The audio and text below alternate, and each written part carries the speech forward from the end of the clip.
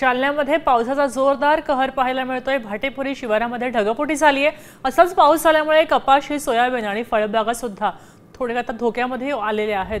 या परिसरामध्ये शेतकरी राम आटोळे यांचं 6 एकर कपाशीचं पीक पावसामुळे जमीनदोस्त झाल्याचं पाहायला मिळतंय। त्यांना मोठा आर्थिक फटका आहे, लाखोंचा आर्थिक फटका आहे। शेतकऱ्यांनी दिवाळीपूर्वी तातडीची आर्थिक मदत द्यायची मागणी केलेली आहे।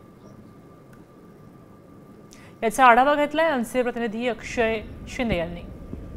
जालना जिल्ह्यामध्ये मागील काही दिवसांपासून मुसळधार पाऊस पडतोय। काही ठिकाणी तर ढगफुटी सदृश्य पाऊस झाल्यानं शेतकऱ्याचं खरीपातील प्रचंड नुकसान झालेलं आहे। खरीपातील कपाशी असेल, सोयाबीन असेल, त्याचबरोबर फळबागाचं अतोनात नुकसान झालेलं आहे। काही दिवसांपूर्वी उभी असलेलं कपाशी पीक पावसाच्या पाण्यामुळे अक्षरशः जमीनदोस्त झालेलं आहे।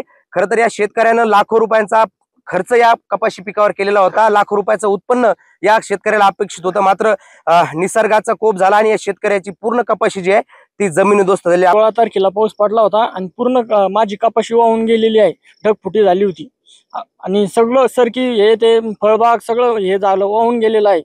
मी कमीत कमी खर्च केला, त्याला 2-2.5 लाख रुपये पूर्ण हे गेलं। फवारणी केल्या, खत टाकलं, पूर्ण हे गेलं, माझं वाहून गेलेलं आहे सगळं। सरकारकडून काय अपेक्षा? सरकारकडून अपेक्षा आहे की अनुदान लवकरात लवकर दिवाळीच्या अगोदर द्यावे काहीतरी। 30 वर्षानंतर एक महापूर आला, त्यानं सगळं भाटेपुरी शिवारातलं जमीनदोस्त केलेलं आहे। लोकांचं उद्ध्वस्त जीवन झालेलं आहे, माती सुद्धा जमिनीत राहिलेली नाही। अक्षय शिंदे, साम टीव्ही न्यूज, भाटेपुरी, जालना। आता isakal.com आहे देशातील नंबर 1 ची मराठी न्यूज वेबसाईट। प्रत्येक अपडेटसाठी isakal.com ला नक्की भेट द्या।